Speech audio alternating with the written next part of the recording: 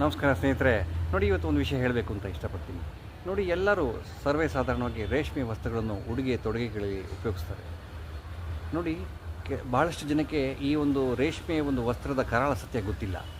ನೋಡಿ, ಒಂದು ರೇಷ್ಮೆ ಸೀರೆಯನ್ನು ತಯಾರಿಸೋದಕ್ಕೆ 5ರಿಂದ 10 ಸಾವಿರ ರೇಷ್ಮೆ ಹುಳುಗಳನ್ನು ಜೀವಂತವಾಗಿ ಬಿಸಿ ನೀರಿನಲ್ಲಿ ಕುದಿಸಿ ಆ ಒಂದು ಹುಳುಗಳು ಸತ್ತ ನಂತರ ಬರುವಂಥ ನೂಲೇ ರೇಷ್ಮೆ ನೂಲು.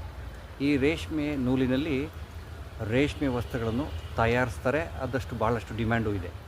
ನೋಡಿ, ಭಾಳಷ್ಟು ಜನ ಈ ರೇಷ್ಮೆ ವಸ್ತ್ರವನ್ನು ದೇವರ ಕಾರ್ಯಕ್ಕೋ ಮತ್ತು ಶುಭ ಸಂದರ್ಭಗಳಲ್ಲೋ ಉಪಯೋಗಿಸ್ತಾರೆ. ಅವರೇನು ಅಂದ್ಕೊಂಡಿದ್ದಾರೆ ಅಂದರೆ, ಈ ರೇಷ್ಮೆ ವಸ್ತ್ರ ಉಡುಗೆ ತೊಡುಗೆಗಳಲ್ಲಿ ಧರಿಸ್ಕೊಂಡ್ರೆ ಅದು ಶ್ರೇಷ್ಠತೆ ಹಾಗೂ ಪಾವಿತ್ರತೆ ಅಂತ ಅಂದ್ಕೊಂಡಿದ್ದಾರೆ. ನೋಡಿ, ಇದರಲ್ಲಿ ಶ್ರೇಷ್ಠತೆಯೂ ಇಲ್ಲ, ಪಾವಿತ್ರತೆಯೂ ಇಲ್ಲ. ಯಾಕೆಂದರೆ ಈ ಒಂದು ರೇಷ್ಮೆ ವಸ್ತ್ರವು ಒಂದು ಹುಳುಗಳ ಸಾವಿನಿಂದ ಬಂದಂತಹ ಒಂದು ವಸ್ತ್ರವಾಗಿರುತ್ತೆ. ಆದ್ದರಿಂದ ತಮ್ಮಲ್ಲೇನು ಕೇಳ್ಕೊಳ್ಳೋದು ಅಂದರೆ, ಭಾಳಷ್ಟು ಮಾರುಕಟ್ಟೆಯಲ್ಲಿ ರೇಷ್ಮೆಯೇತರ ವಸ್ತ್ರಗಳು ಲಭ್ಯವಿದೆ. ಹಾಗಾಗಿ ತಾವೆಲ್ಲರೂ ರೇಷ್ಮೆ ವಸ್ತ್ರವನ್ನು ಬಹಿಷ್ಕರಿಸಬೇಕು.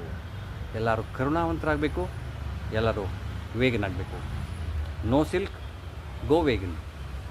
ನಮಸ್ಕಾರ.